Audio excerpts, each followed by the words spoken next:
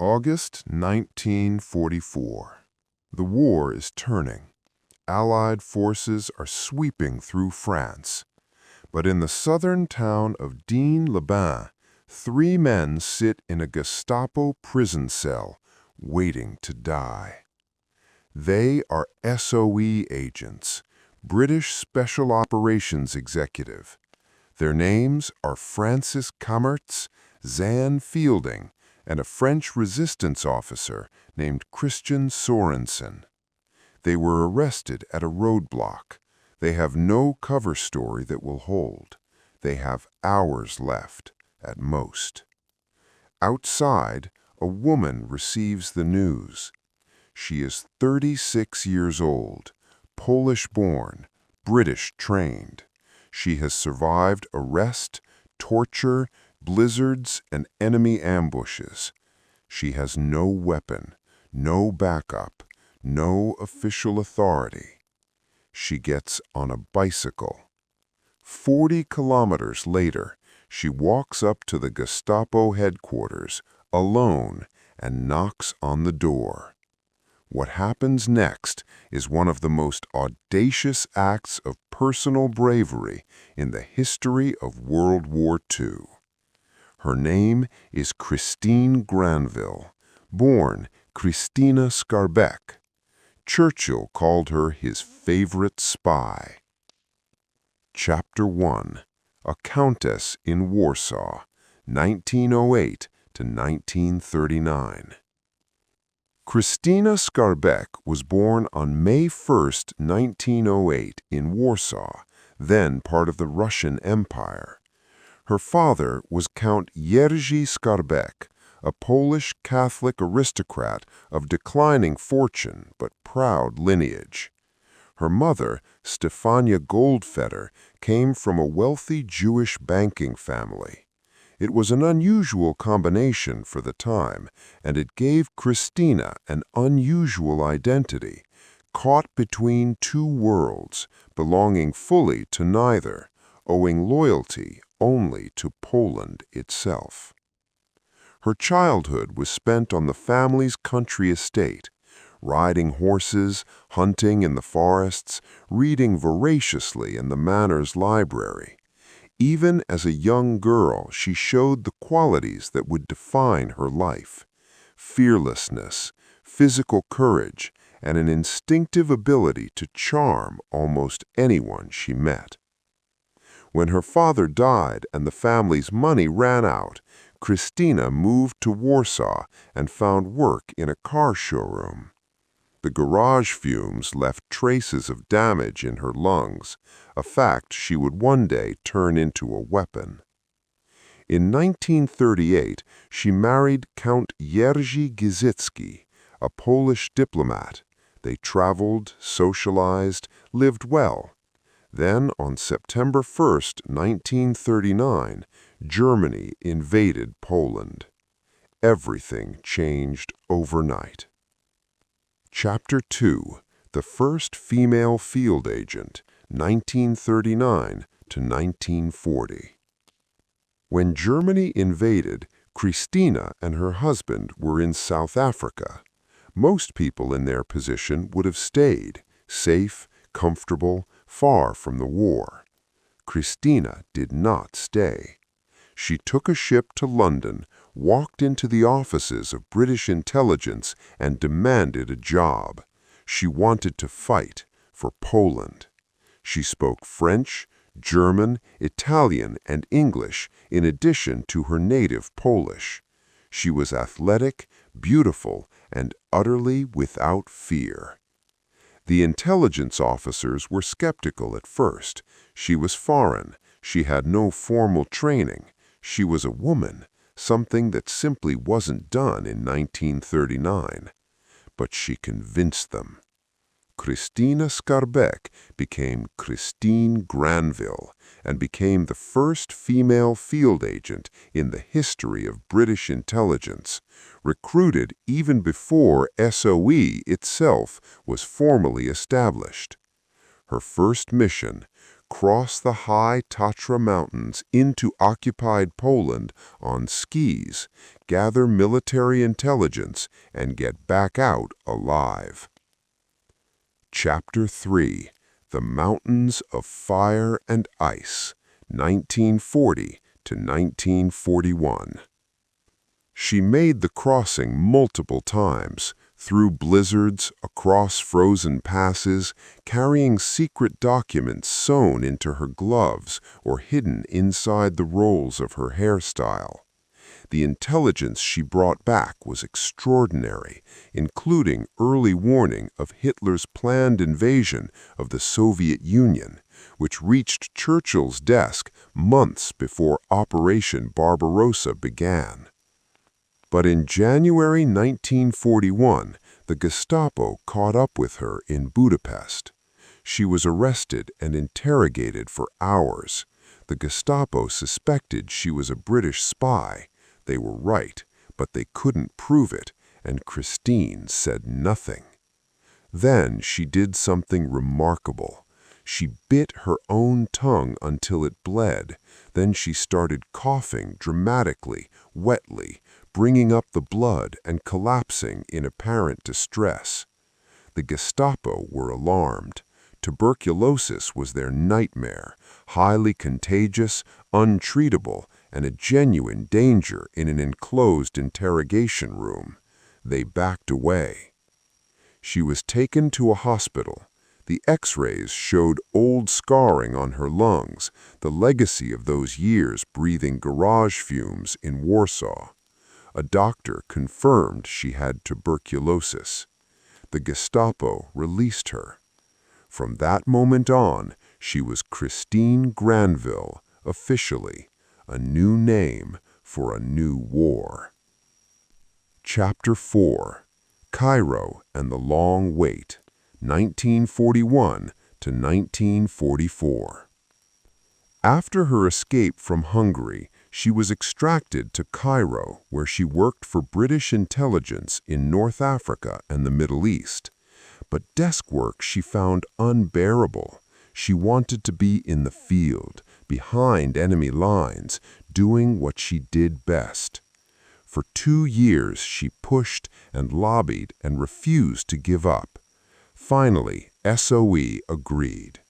On the night of 6th-7th July 1944, Christina parachuted into occupied southern France, jumping into the darkness above the Vercors Plateau, alone, armed with a false identity and the kind of nerve that simply cannot be trained into a person.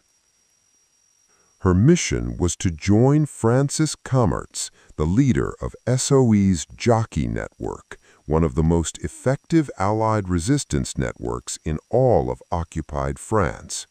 She became her second-in-command and courier, known to the French resistance as Pauline.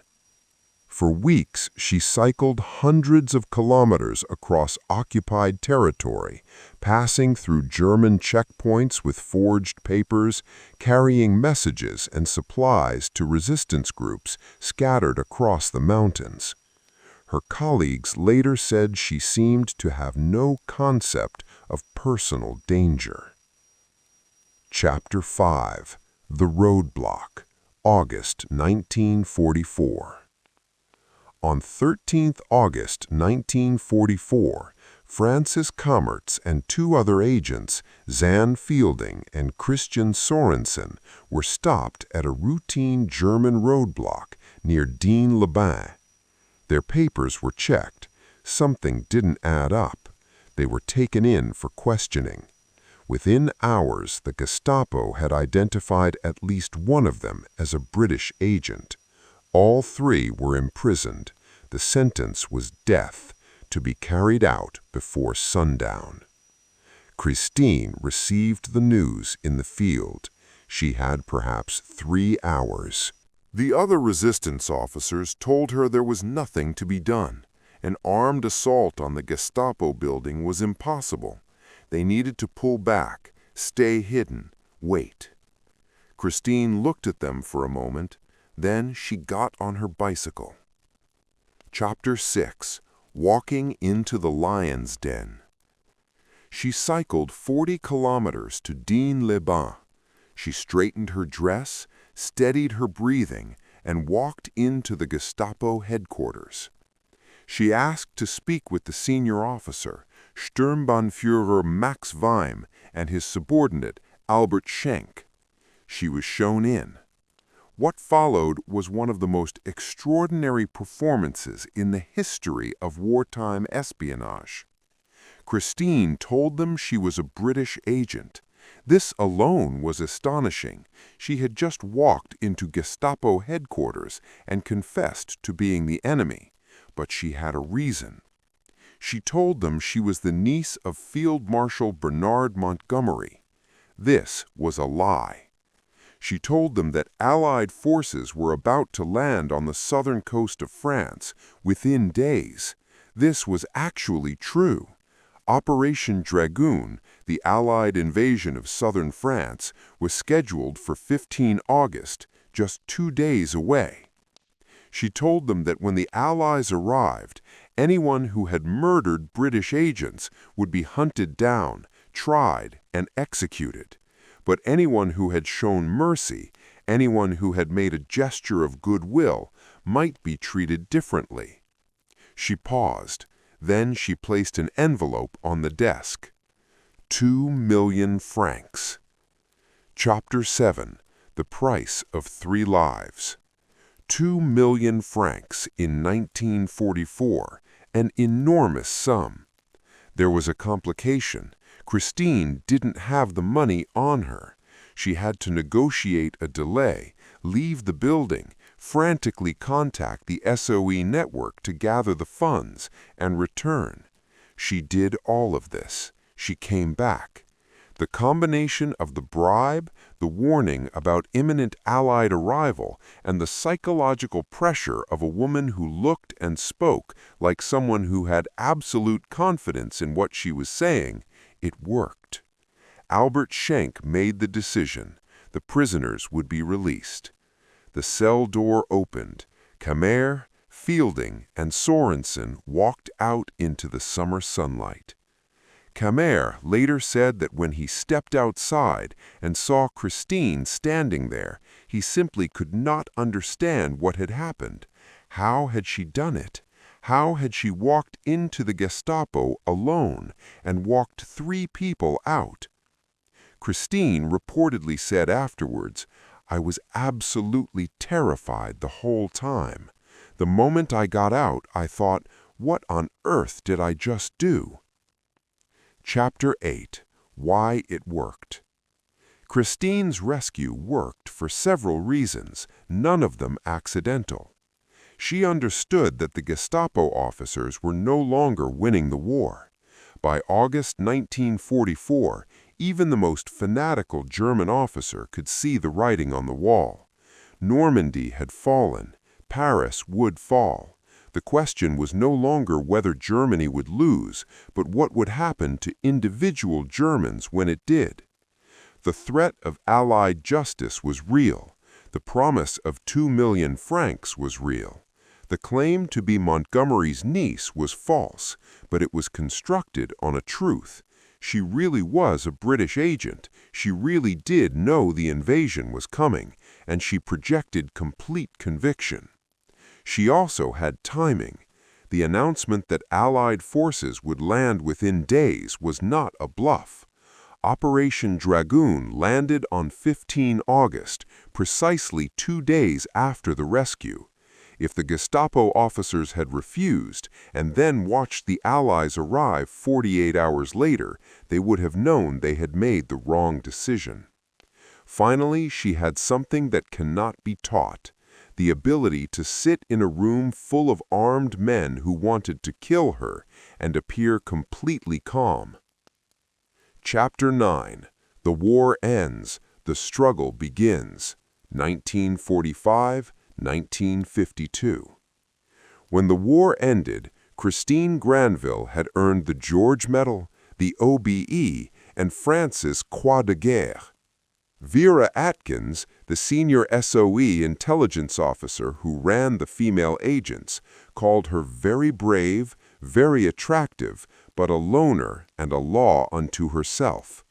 She could not go back to Poland.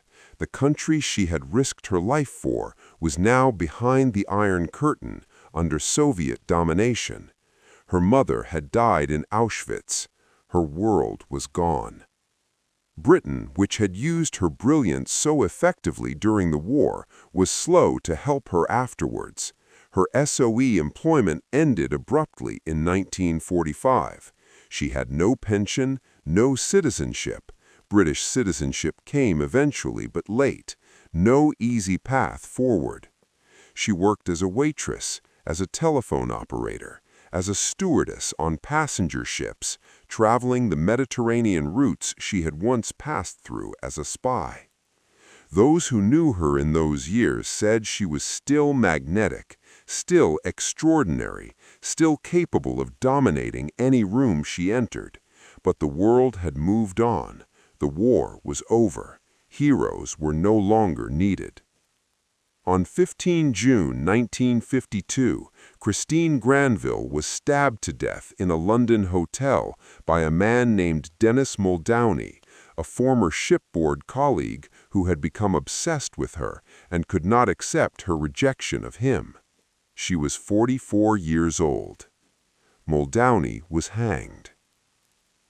Epilogue: The bravest of the brave.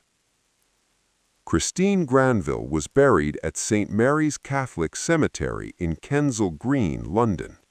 For decades, her grave was modest, and her story was not widely known outside intelligence circles. In recent years, her legend has grown. Biographies, documentaries, and tributes have brought her story to wider audiences. She has been called Churchill's favorite spy, the bravest of the brave, and Britain's most decorated servicewoman of the Second World War. Francis Camer, the man she saved on that August afternoon in 1944, never forgot what she did. He dedicated the rest of his life to ensuring her story was told. He said, "She was the bravest person I ever knew, and I knew many brave people." Zan Fielding, the second agent she freed that day, dedicated his 1954 memoir to her. She was not a soldier in the conventional sense. She had no rank, no unit, no army behind her when she walked into that Gestapo building.